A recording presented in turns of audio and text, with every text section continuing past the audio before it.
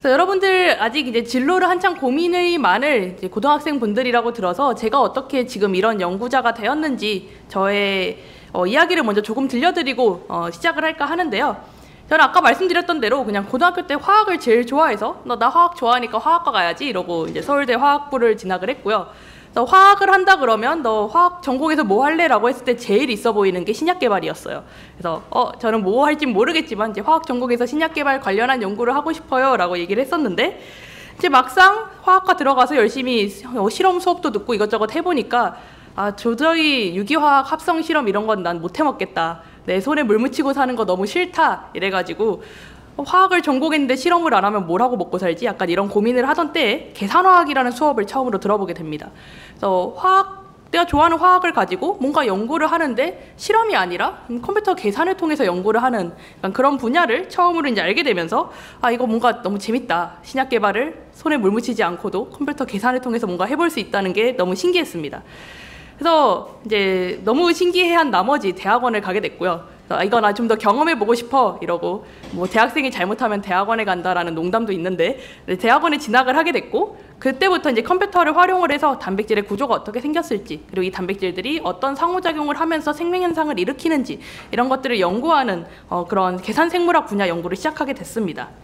이때만 하더라도 인공지능이라는 게 핫하지 않을 때였어요. 2013년 여러분이 몇 살이었을 때인지 모르겠지만 이 당시에만 해도 인공지능이라는 게 사실 그렇게 막 사람들이 뭐지? 하던 잘 알지 못하던 그런 때였습니다. 근데 제가 한창 대학원에 다닐 때 처음으로 알파고가 뉴스에 나왔어요. 우리나라 이제 바둑기사인 이세돌이랑 겨뤄가지고 알파고가 압도적으로 이겼었죠. 사실 딱 이세돌이 한 번 이기고 그 외엔 알파고가 다 이겼었는데 이제 처음으로 인공지능이라는 게 있네? 그리고 인공지능이라는 게 사람보다 뛰어나다고? 뭔가 신기한데? 라는 생각을 처음에 하긴 했습니다. 근데 이때만 하더라도 인공지능이라는 게 보통 게임만 하는 약간 이런 놀기 좋아하는 그런 친구라고 생각을 했는데 어느 순간 보니까 저의 분야에도 인공지능을 쓰고 있었어요. 제가 박사를 받을 때쯤에 단백질 구조 예측하는 분야에 인공지능이 처음으로 접목이 되기 시작을 했습니다.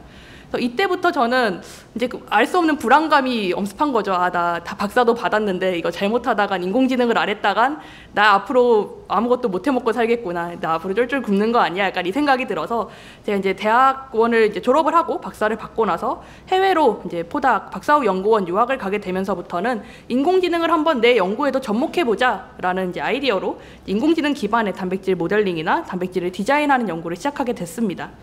그래서 저는 사실 그냥 제가 그동안 좋아했던 거 그리고 제가 좀 신기해하는 것들을 쫓다 보니 화학을 전공을 하고 박사까지도 화학으로 받았지만 어느 순간 인공지능이라고 하는 컴퓨터 계산 도구를 활용을 해서 이제 단백질이라고 하는 생명과학에서 가장 중요한 생체 분자를 연구하는 일을 하고 있습니다. 그래서 제가 연구하고 있는 이 인공지능 기반의 단백질 모델링 기술은 이미 2021년에 사이언스에서 올해 가장 중요한 연구가 뭐였냐라고 했을 때 인공지능 기반의 단백질 모델링을 꼽을 정도로 굉장히 생명과학 분야에서 하나의 혁신으로 여겨지고 있습니다. 그동안 생명과학이라는 것도 마찬가지로 이제 화학이랑 비슷하게 실험학문이라고만 여겨져 왔는데 생명과학의 모든 연구들은 주로 실험을 통해서 이루어지고 손에 물을 붙여가면서 뭔가 실험실에서만 연구가 이루어진다라고 생각을 했었는데 처음으로 뭔가 계산을 통해서도 컴퓨터로 뭔가 이론적인 접근을 통해서도 생명과학 연구를 할 수 있다. 그리고 그 정확도가 굉장히 높다라는 게 보여지면서 사람들이 많은 관심을 가지기 시작을 했고 생명과학에도 인공지능을 활용하기 시작하는 그런 계기가 되었습니다. 그래서 제가 하는 연구는 사실 단백질에 관한 연구인데요. 여기 계신 분들은 그래도 생물학을 좋아하는 학생분들일 테니까 단백질이라고 했을 때 먹을 것만 떠오르진 않으실 거예요. 근데 이제 대부분의 사람들에게 사실 단백질이라고 하면 가장 먼저 떠오르는 건 먹을 거죠. 고기, 뭐 생선, 좀 콩 이런 식으로 우리가 꼭 먹어야 하는 필수 영양소인 동시에 사실 단백질이라고 하는 건 우리 몸 안에서 가장 중요한 일을 하고 있는 일꾼입니다. 우리 몸에 사실 물이랑 지방을 제외하고 가장 많은 게 단백질이고요. 이 단백질은 우리 몸 안에서 도대체 무슨 일을 하고 있냐라고 하면 그냥 우리가 살아가는데 필요한 모든 일을 다 전담하고 있는 일꾼이에요. 우리 몸 구석구석으로 필요한 물질들을 보내주는 역할도 단백질들이 하고 있고 우리 몸에 필요한 물질을 생성하거나 혹은 물질을 분해해서 에너지를 얻거나 하는 그런 과정에도 효소와 같은 단백질들이 관여를 하고 있고요. 우리의 이제 외부 자극, 그래서 뭐 더워지면 땀이 난다던가 추워지면 몸이 움츠러든다던가 하는 식으로 외부 자극에 대응해서 적절한 무언가 행위를 취하게 하는데도 이런 단백질들이 서로 바통 터치하듯이 서로 신호를 전달해 가면서 그런 기능들을 하고 있습니다. 그리고 외부 침입 물질이 우리 몸에 들어왔을 때 여기에 맞서 싸우는 면역 반응에도 항체와 같은 단백질들이 작용을 하고 있죠. 즉 단백질은 우리 몸 안에서 제일 열심히 일하는 일꾼이기 때문에 우리는 이 단백질에 대해서 좀 자세한 이해를 하고 싶어 합니다. 그럼 이 단백질이 어떤 분자냐라고 하면 저는 이제 원래 화학을 전공했으니까 화학자 입장에서 보면 굉장히 신기한 분자예요.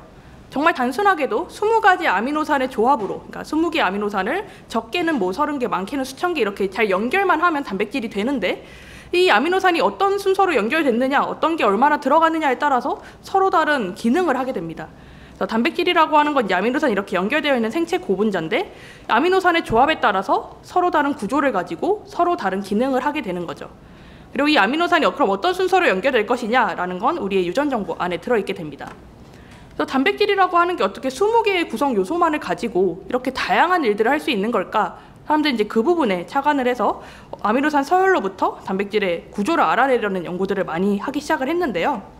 그럼 도대체 단백질의 구조를 아는 것이 왜 중요하냐? 이유를 한번 생각을 해보도록 하겠습니다.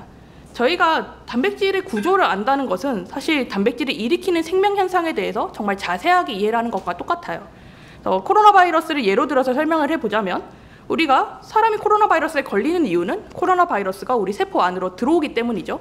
즉 바이러스가 왜 사람을 감염시키는가, 이 감염 기전을 이해하는 데 있어서 코로나 바이러스가 어떻게 우리 사람 몸 안에 들어오게 되는지, 이 몸 안에 들어오는 첫 번째 과정을 자세하게 이해하면 이해할수록 우리 이제 코로나에 대해서 잘 이해를 할 수가 있습니다. 그래서 코로나 바이러스에 어떤 단백질들이 있는지, 특히 코로나 바이러스의 표면에 어떤 단백질들이 있는지, 그리고 이 단백질 중에서 어느 단백질이 사람의 수용체와 결합하는, 그래서 우리 몸 안에 들어오게 되는 첫 번째 관문 역할을 하게 되는지, 그리고 이들이 결합할 때 어떤 결합 구조를 가지는지를 알게 된다면 우리는 이제 코로나 바이러스가 우리 몸 안에 들어올 때 어떻게 들어오는지 자세히 설명을 할 수가 있어요. 그래서 뭐 코로나 바이러스의 스파이크 단백질이라고 불리는 여기 뾰족 튀어나온 이 단백질이 사람의 ACE2라고 불리는 이 수용체와 결합을 하면서 우리 몸 안에 들어오게 되고, 이걸 결합을 할 때 이렇게 초록색으로 표현한 이 초록색 부분이 굉장히 중요한 역할을 한다. 이렇게 저희는 정말 코로나 바이러스가 우리 몸 안에 어떻게 들어오게 되는가, 그 첫 번째 과정을 자세하게 설명을 할 수가 있습니다. 즉 단백질의 구조를 안다는 건 결국 생명 현상에 대해서 분자 수준에 굉장히 깊은 이해를 할 수 있다라는 뜻이고요. 그럼 이런 이해를 하면 뭘 할 수 있냐라고 했을 때 우리는 이걸 바탕으로 코로나 바이러스에 맞서 싸울 수 있는 무기들을 만들어 볼 수가 있습니다. 사실 바이러스에 걸리지 않는 가장 좋은 방법은 바이러스가 그냥 우리 몸 안에 못 들어오게 막는 거예요. 그래서 우리가 그동안 지금도 쓰고 계신 분들도 있지만 마스크를 그렇게 열심히 쓰고 다녔었던 거죠.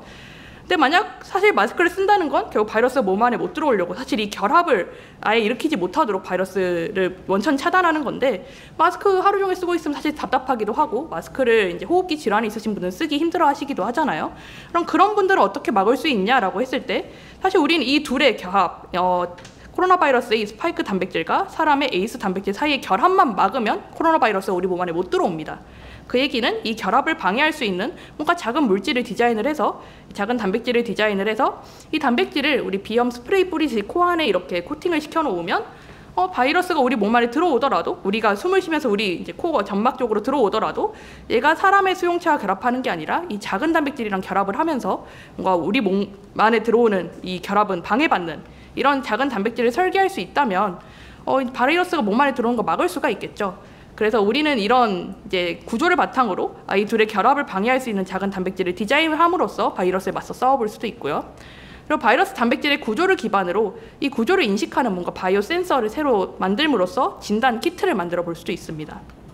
그리고 바이러스의 이 표면에 있는 단백질의 구조를 기반으로 이제 바이러스 제조합 단백질 백신을 만듦으로써 저희가 이제 코로나 바이러스에 맞서 싸우는 백신을 개발을 해볼 수도 있죠.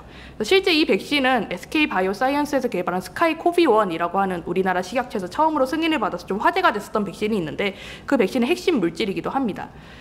그래서 우리가 사실 바이러스 단백질, 이 스파이크 단백질이라고 하는 구조와 얘와 이제 사람의 수용체 사이의 결합 구조, 이렇게 몇 가지의 단백질 구조만 알았을 뿐인데 우리는 코로나 바이러스랑 맞서 싸울 수 있는 3가지의 무기를 얻을 수가 있죠. 그래서 우리가 단백질의 구조를 안다는 건 구조를 기반으로 생명 현상에 대해서 좀 더 잘 이해하고 이걸 바탕으로 우리가 새로운 응용들을 할 수 있기 때문에 단백질의 구조를 알고 싶어 했습니다.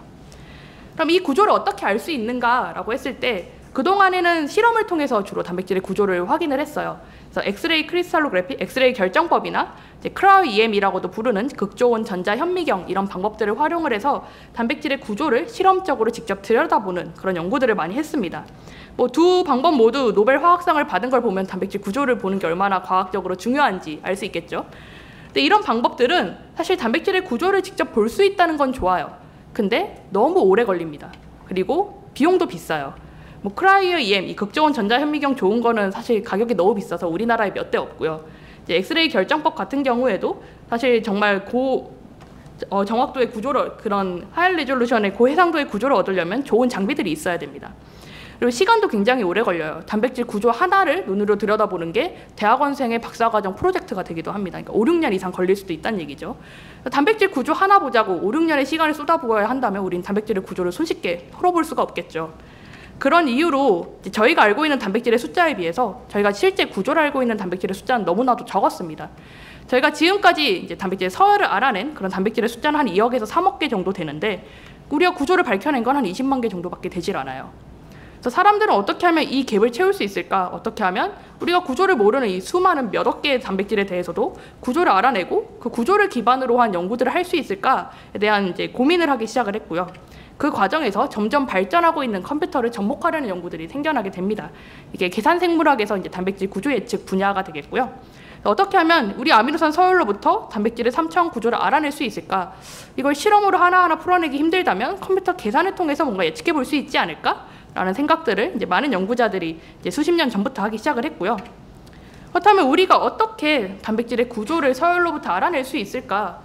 서열의 도대체 구조에 대한 정보가 어디 숨어 있지? 사람들이 많이 고민을 했었는데 그 과정에서 한 가지 좀 흥미로운 발견을 하게 됩니다. 여기 제가 미오글로빈이라고 하는 단백질을 보여드리고 있는데요. 미오글로빈 단백질은 친숙하신 분들도 있고 어디선가 들어봤는데 뭐였더라 하시는 분들도 있을 텐데 이 미오글로빈은 사실 우리 몸의 근육에 가장 많은 단백질입니다. 그래서 이 미오글로빈이라고 하는 단백질은 좀 붉은색의 근육을 가지는 동물이라면 대부분 가지고 있어요. 그래서 사람뿐만 아니라 좀 붉은색의 근육을 가지는 말이나 뭐 고래, 심지어 참치까지도 이 미오글로빈 단백질을 근육에 많이 가지고 있는데요. 얘가 하는 일은 산소와 결합을 해서 우리 근육이 필요로 하는 산소를 잘 공급해주는 그런 역할을 합니다. 근데 이 사람의 미오글로빈과 사실 참치의 미오글로빈은 진화적으로 워낙 거리가 멀기 때문에 아미노산 서열이 똑같을 수는 없어요. 분명히 그동안의 돌연변이들이 충분히 많이 일어났을 거고 서로 다른 종으로 분화할 정도로 차이가 많이 발생을 했을 텐데 그래서 참치와 이제 사람의 미오글로빈 단백질의 아미노산을 비교를 해보면 제가 아미노산이 다른 부분 이렇게 하얀색으로 칠해놨는데요. 보시면 한 절반 정도는 아미노산이 다릅니다. 그러니까 구성 요소의 한 절반은 다른 애로 바뀌었는데 구조는 놀랍게도 비슷해요. 그래서 아미노산 서열은 이렇게 다른데 왜 3차원 구조는 비슷할까? 도대체 무슨 일이 일어나고 있는 걸까? 사람들이 이제 고민을 하기 시작을 했는데요. 이 고민에 대한 해답을 좀 찾기 위해서 제가 이 단백질 구조는 좀 너무 복잡해서 좀 간단하게 표현을 해봤습니다. 이 단백질은 아미노산 4개로 이루어진 정말 작은 단백질이고요. 이 아미노산 4개로 이루어진 이 단백질이 원래는 여기 빨간 아미노산과 초록색 아미노산이 결합을 하면서 구조가 안정화가 되고 이 구조를 가지면서 원래의 기능을 수행을 하고 있었어요. 그래서 미오글로빈과 같이 뭐 산소와 결합하는 기능을 하고 있었다고 해봅시다. 근데 만약에 진화 과정에서 사실 일어나는 일은 계속 돌연변이가 발생을 하는 거거든요. 어떤 돌연변이가 발생을 했는데 하필 이 초록색 아미노산이 주황색으로 바뀌었다고 한번 생각을 해봅시다. 그렇게 되면 이 빨간색 아미노산과 주황색 아미노산은 모양이 별로 잘 맞지 않죠. 서로 결합을 잘 못합니다. 그럼 원래의 구조가 많이 망가지겠죠. 여기 붙들고 있었던 애들이 풀리니까 구조가 완전 풀어지게 될 거예요. 그럼 만약에 이 단백질의 구조가 많이 바뀌면 어떤 일이 일어날까를 생각을 해보면 원래 단백질이 이렇게 이제 잘 생겨서 이제 산소와 결합하는 역할을 하고 있었는데 맞아 산소를 이렇게 손처럼 잡고 있었는데 손이 갑자기 반대 방향으로 휜다거나 완전히 이렇게 잡을 수 없고 그냥 쫙 펴진다거나 하면 산소를 붙들 수가 없겠죠. 그래서 이런 단백질들은 더 이상 산소와 잘 결합을 하지 못하기 때문에 이제 원래의 기능을 잃어버리게 됩니다. 즉 뭐 우리 미오글로빈이 이렇게 구조가 많이 바뀌었다고 하면 근육에 산소가 공급이 안 된다면 어떤 일이 일어날지 뭐 생각해보지 않아도 굉장히 끔찍한 일이 일어날 것 같죠. 그래서 이렇게 뭔가 기능이 많이 망가지게 되면 이제 구조가 망가져서 기능이 망가지게 되면 이제 질병이 발생을 하게 되고 이런 애들은 살아남을 수가 없습니다.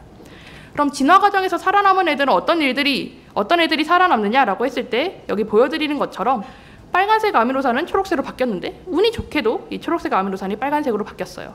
이런 애들은 분명 아미노산 연결 순서로 보면 빨간색은 초록색, 초록색은 빨간색으로 바뀌어서 50%가 바뀌었는데 결합 구조에는 아무 이상이 없습니다. 얘네들이 이 구조를 이루는 데는 아무 영향을 받지 않았고 원래 기능을 하는데도 아무 영향이 없어요. 이런 애들은 이제 계속 살아남아서 후세대에 계속 자신의 유전 물질을 물려줄 수가 있는 거죠. 그래서 이렇게 우리가 진화 과정에서 살아남은 단백질들을 잘 살펴보면 아무 단백질이나 살아남는 게 아니라 원래의 구조와 기능을 유지할 수 있는 애들만 살아남습니다. 그 얘기는 내가 뭐 구조가 궁금한 이 단백질이 있다고 하면 이 보라색 단백질의 구조가 궁금하다고 했을 때 이 보라색 단백질과 좀 진화적으로 연관관계가 있는 공통의 조상을 가질 만한 비슷한 단백질 서열들을 찾아서 잘 정렬을 해놓고 보면 아까 말씀드린 것처럼 구조를 잘 유지하기 위해서 그래서 그를 통해서 이제 원래 기능을 잘 하기 위해서 항상 뭔가 구조를 유지하기 위해 같이 변화하는 이런 아미노산들이 있고요. 저희는 이런 아미노산들을 잘 찾으면 얘네들이 구조를 이루는 데 중요한 부분이니까 뭐 3차원 구조상에서 가까이 있겠지 이런 식으로 구조에 대한 패턴들을 좀 찾아볼 수가 있습니다. 즉 진화 정보로부터 저희는 이제 구조에 대한 패턴을 찾아볼 수가 있는 거예요. 그래서 이때부터 단백질 구조 예측 문제는 어떻게 하면 이 단백질의 진화 정보를 잘 모으고 이 진화 정보로부터 구조에 대한 패턴을 찾아볼 수 있을까에 대한 연구로 바뀌게 됩니다. 그리고 이 과정에서 사람들이 인공지능과 결합을 시도를 하기 시작하는데요. 인공지능이라고 하는 기술이 가장 잘하는 게 사실 데이터가 많이 있을 때 그 데이터 안에 숨어있는 패턴을 찾는 일을 제일 잘해요. 인공지능이라고 하는 게 패턴 찾는 걸 제일 잘하니까 사람들이 단백질 구조 예측 문제도 한번 잘 생각을 해보니까 그냥 진화 정보에서 구조에 대한 패턴을 찾는 일인데 인공지능이 제일 풀어하기 좋아하는 유형의 문제가 아닌가? 인공지능이 이 문제를 정말 잘 풀 수 있지 않을까라고 생각을 하기 시작을 했고요.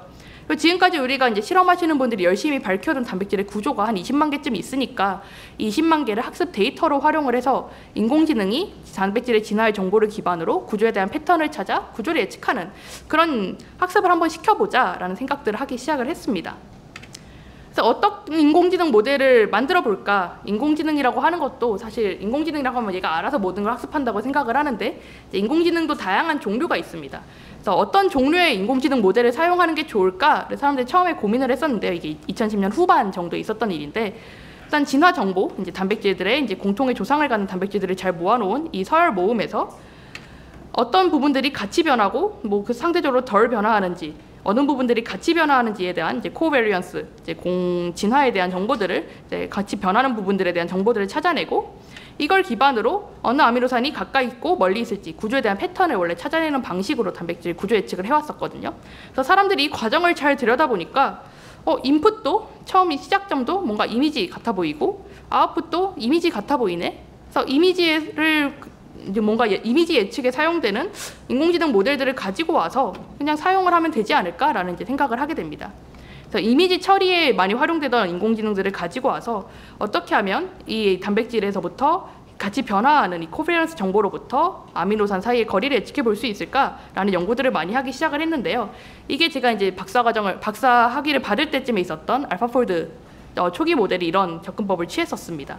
그래서 이게 굉장히 전통적으로 이제 수학적인 모델링을 통해서 어느 부분이 같이 변하나 안 변하나 이런 것들을 찾아가지고 구조 예측을 해보려고 하면 원래 여기 있는 실제 정답 오른쪽에 있는 것처럼 굉장히 뚜렷한 이런 그림들이 보여야 되는데 전통적인 수학적인 모델링으로는 그런 것이 좀 어려웠어요.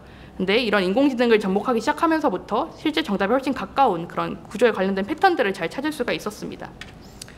그래서 저희 분야에는 사실 이제 캐습이라고 부르는 단백질 구조 예측 대회가 있는데요.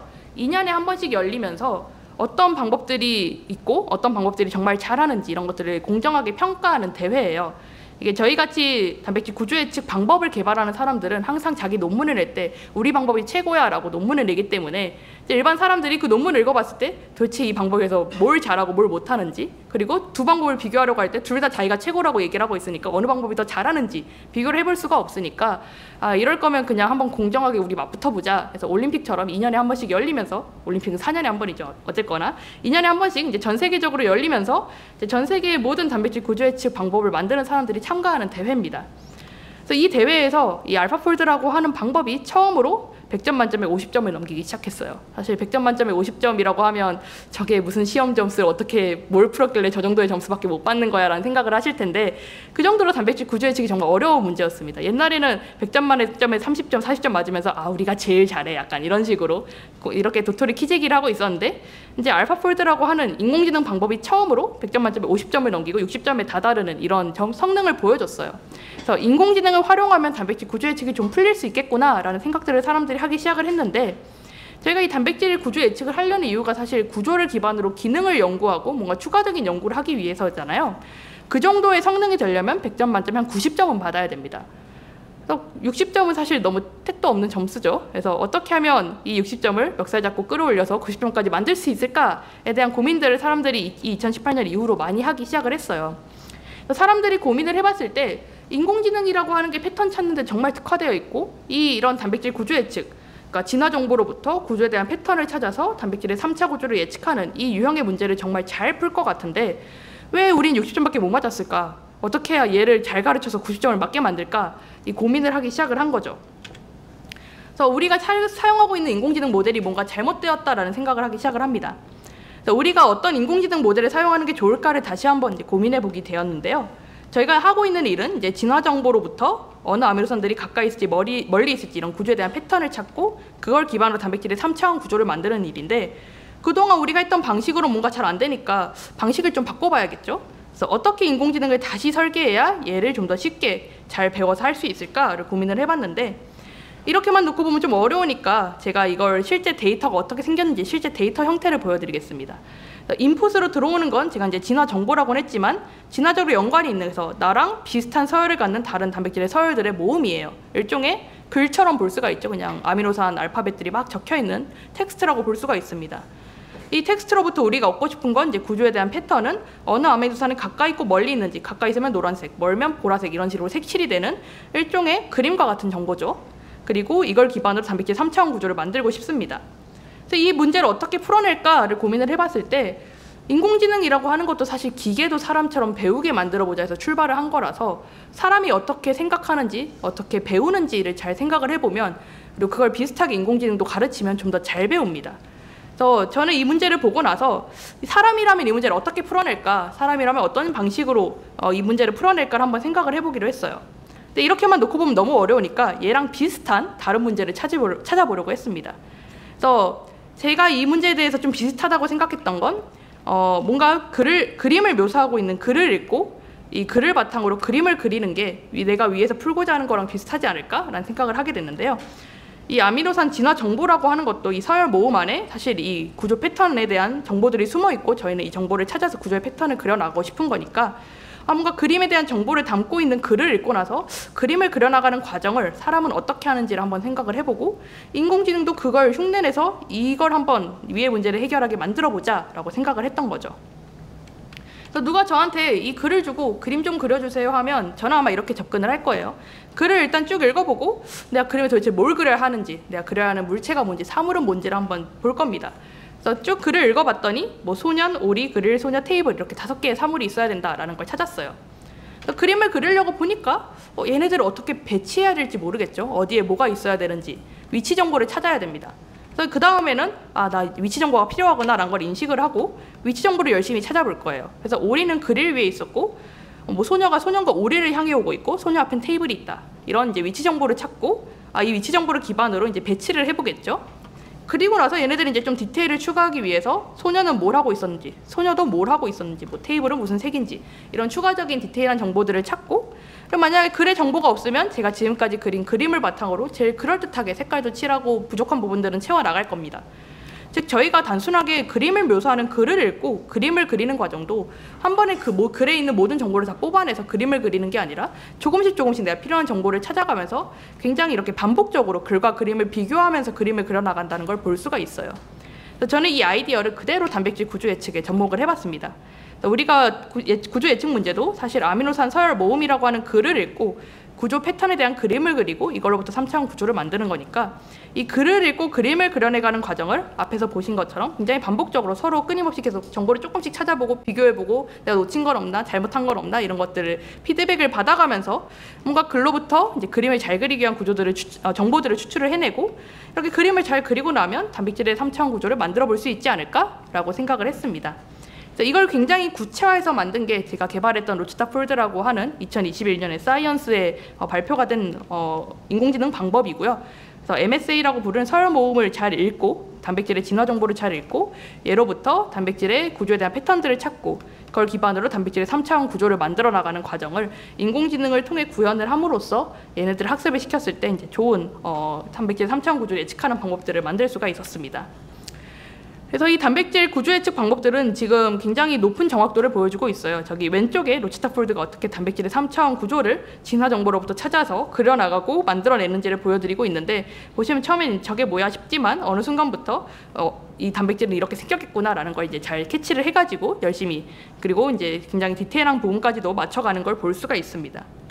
그래서 지금은 뭐 제가 개발한 로치타폴드나 이제 구글 딥마인드가 개발한 알파폴드 모두 100점 만점에 한 90점 정도 되는 구조들을 진화 정보로부터 쉽게 만들어냅니다. 그래서 90점 정도 되는 점수가 그럼 도대체 어느 정도 수준이냐라고 했을 때 여기 오른쪽에 보여드리고 있는데 이제 초록색이 실제 실험으로 들여다본 구조고요. 파란색이 인공지능을 통해서 예측한 구조입니다. 보면 차이가 어딘지 쉽게 찾기가 힘들죠. 그래서 지금은 이제 저희가 진화 정보를 기반으로 단백질의 구조를 굉장히 정확하게 예측해 볼 수 있는 시대가 되었습니다. 그래서 구글 딥마인드 같은 경우는 이제 워낙 큰 회사기도 하고 자원이 많으니까 알파폴드 자기들이 개발한 알파폴드 방법을 활용을 해서 단백질 구조를 다 예측을 해보고 그걸 데이터베이스화해서 공개를 하고 있어요. 그래서 지금은 제가 아까 단백질을 우리가 한 2억에서 3억 개 정도를 알고 있다라고 했는데 그 단백질들에 대해서 모든 구조를 예측을 해서 공개를 하고 있습니다. 그래서 지금은 여러분이 구조가 궁금하면 알파폴드의 단백질 구조 데이터베이스에 접속해서 그냥 검색을 해보는 것만으로도 단백질의 구조를 쉽게 다운을 받아보실 수가 있어요. 그래서 저희는 이제 단백질 구조라는 게 옛날에처럼 막 너무 물론 이게 모든 2억 개 넘는 단백질의 뭐 정확한 구조를 다 주는 건 아니고 실제 정확한 구조는 한 절반 될까 말까 하긴 하지만 대부분의 경우에는 구조에 대한 이제 힌트들을 얻어볼 수가 있습니다. 근데 과연 이게 문제의 끝인가? 이제 단백질 구조 예측하는 사람들은 더 이상 아무 방법 개발할 필요도 없이 이제 다들 실업자가 된 것인가라고 했을 때 사실 저희가 단백질의 구조를 알고 싶어 했던 이유는 단백질의 기능을 잘 알기 위해서거든요.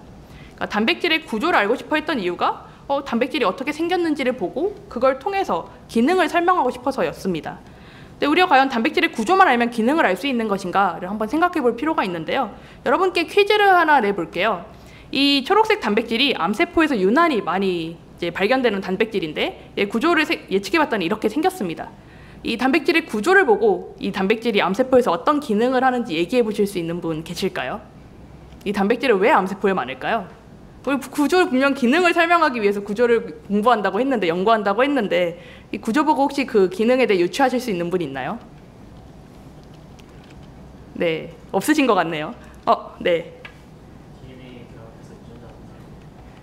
DNA 결합해서 유전자가 뭐 계속 꾸준히 발현되게 만든다거나 유전자 조절을 방해한다 약간 이런 제안을 하셨는데 사실 얘는 핵에 존재하는 단백질이 아니고 표면에 존재하는 단백질입니다.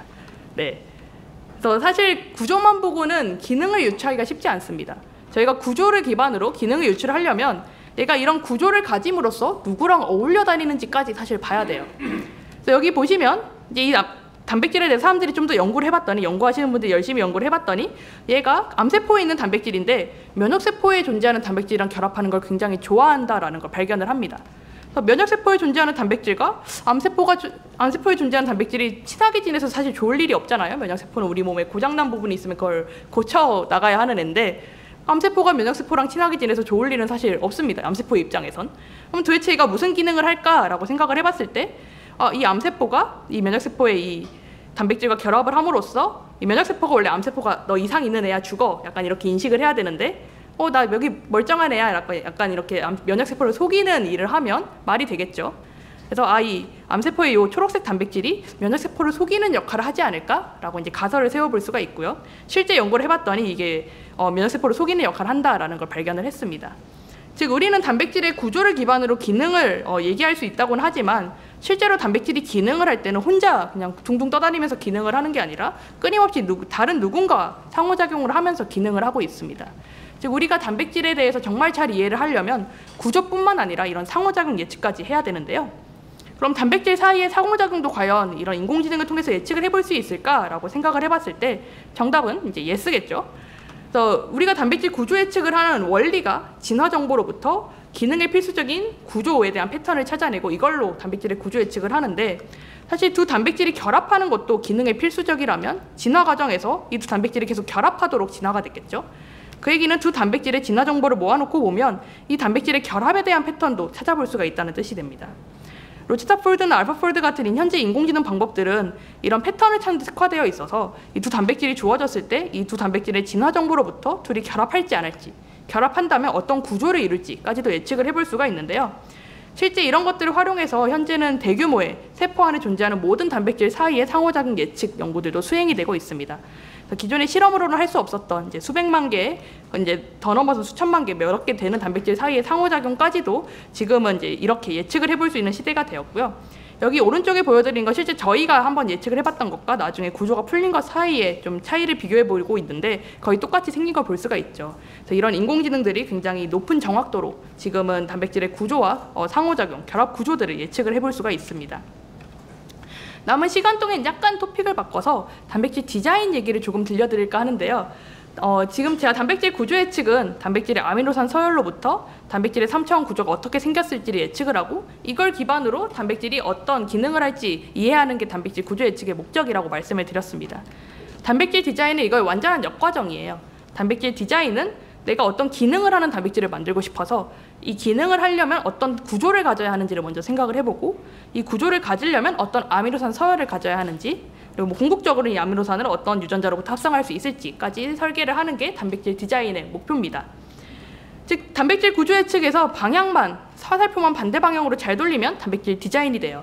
사람들이 인공지능으로 단백질 구조 예측 문제가 풀리는 걸 보고 인공지능이 새로운 단백질을 설계하는 일도 할 수 있지 않을까라고 생각을 했습니다. 실제 이런 단백질 설계를 위한, 디자인을 위한 인공지능 방법들도 개발되고 있는데요. 원하는 기능을 하는 단백질 구조를 생성하는 인공지능을 여기 보여드리는 RF 디퓨전과 같은 생성형 인공지능, 요즘 챗GPT로 굉장히 핫한 인공지능 방법인데 이런 이제 생성형 인공지능 방법들을 단백질 구조 생성하는 데 접목시켜서 만들어서 실제 우리가 원하는 기능을 하는 단백질 구조를 생성을 해보고 이걸 바탕으로 이제 생성된 구조를 가지는 단백질 서열을 디자인하는 인공지능을 학습을 시켜서 단백질 서열까지도 디자인을 하고 내가 디자인한 단백질이 정말 내가 원하는 구조를 갖는지 그런 기능을 할지를 단백질 구조 예측 인공지능으로 다시 한번 검증해보고 이건 이제 추가적인 실험 검증을 통해서 저희는 현재 새로운 단백질들을 설계를 해볼 수가 있습니다. 그래서 지금 이런 인공지능을 활용해서 단백질 설계를 하기 시작을 하면서 기존의 단백질 디자인이라고 하는 게 성공 확률이 1%가 되지 않았어요. 여기 회색으로 이렇게 보이는 여기 안에는 이제 바가 보이지 않을 정도인데 회색으로 표현한 게 인공지능 시대 이전에 우리가 단백질 설계를 한다면 성공 확률이 얼마였는지를 보여드리고 있고요. 이 분홍색은 저희가 인공지능을 접목했을 때 성공 확률을 보여드리고 있습니다. 보시면 원래는 한 1% 될까 말까 했었는데 지금은 평균 한 10% 정도는 되죠. 그래서 옛날에 이제 100개를 열심히 내가 디자인을 했는데 한 개 성공할까 말까 이게 내가 원하는 기능한 단백질이 도대체 만들어진 거야 아닌 거야도 확인하기 힘들었는데 지금은 100개 디자인해보면 10개 정도는 실제 내가 원하는 기능을 합니다. 그 정도로 단백질 설계가 쉬워졌고 이로 인해서 단백질 디자인 연구들도 활성화가 되고 있는데요. 이 단백질 디자인을 그럼 어디에 접목할 수 있느냐라고 했을 때 저희가 이걸 통해서 새로운 치료제를 개발해 볼 수도 있고 뭐 바이러스에 대한 백신을 개발해 볼 수도 있고 혹은 단백질이라고 하는 이런 생체 소재를 활용을 해서 생분해성 소재를 개발을 하거나 아니면 이제 플라스틱 같은 환경 오염 물질을 분해하는 효소를 개발하는 식으로 환경 친화적인 발전을 하는 데도 도움을 주고 있습니다. 이런 단백질 디자인까지도 이런 인공지능을 통해서 해결이 되기 시작을 하면서 지금 이런 생명과학 그리고 생명공학 연구들은 새로운 이제 국면을 맞이하고 있고 굉장히 빠르게 변화하고 있습니다. 그래서 저는 오늘 여러분들께 인공지능 기반의 단백질 구조 예측 그리고 단백질 사이의 상호작용 예측이나 디자인에 대한 연구들을 간단하게 소개를 좀 해드렸고요. 이런 연구들은 사실 오늘 들으면서 이게 생명과학 강연인가? 약간 싶으셨을 거예요. 그럴 정도로 굉장히 다양한 분야의 전문 지식들이 필요합니다. 저와 같은 이제 화학 전문 지식도 필요하고 당연히 생물학 문제를 풀고 있으니까 생물학에 대한 지식도 필요하고 인공지능이라고 부르는 컴퓨터 과학의 가장 최신 도구들을 활용을 하다 보니 컴퓨터 과학에 대한 지식도 필요합니다. 근데 이걸 한 사람이 다 가지고 있을 수는 없겠죠. 그래서 다양한 분야의 전문 지식을 가진 연구자들이 협업을 해야만 이런 연구들이 가능한데요. 근데 문제는 이런 협업을 해야 되니까 인공지능 전문가 일단 한 명 앉혀놓고 뭐 화학이나 생물학 전문가 이런 저희 단백질 구조 예측을 아는 사람 한 사람 앉혀놓고 자 둘이 대화해서 단백질 구조 예측 인공지능 만들어봐 라고 하면 보통 한 몇 시간을 놔둬도 며칠을 놔둬도 아무 일도 안 일어납니다. 보통은 둘이 그냥 가만히 앉아서 계속 서로 얘기를 하긴 해요. 뭔가 얘기를 하긴 하는데 서로가 서로의 말을 이해하지 못하고 아무 진척이 없어요. 그럼 거기에 어떤 사람이 필요하냐라고 했을 때 이 둘을 뭔가 연결지어 줄 수 있는 사람이 필요합니다. 그래서 도메인 분야의 사람이 이 문제를 왜 풀어야 되는지 왜에 대한 설명을 굉장히 많이 하려고 해요. 근데 인공지능 하는 사람의 입장에선 그래서 내가 인풋은 뭐고 아웃풋은 뭔데? 라고 물어봅니다. 근데 그런 것들을 중간에서 좀 통역도 해주고 연결 지어줄 수 있는 사람들이 필요한데 이런 사람들은 앞으로 융합 연구들에서 점점 더 중요해질 거예요. 그래서 여러분들도 앞으로 이제 공부를 하실 때 난 생물을 좋아하니까 생물만 해야지 약간 이런 것보다는 좀 더 시야를 넓게 가지고 그래도 자기가 좋아하는 다른 분야들은 뭐가 있는지도 한번 찾아보시고 다른 분야 사이에 어떻게 하면 연결이 될지, 그냥 화학 공부를 할 때 이게 내가 지금 공부하고 있는 생물학과는 어떻게 연결이 될지 이런 것들을 열심히 찾는 연습들을 하시면 여러분들이 앞으로 새로운 것들을 뭔가 계속 접하고 배워나갈 때 굉장히 좋은 양분이 될 거라고 생각을 합니다. 제 발표는 여기서 마치고 질문이 있으면 편하게 해주시면 감사하겠습니다.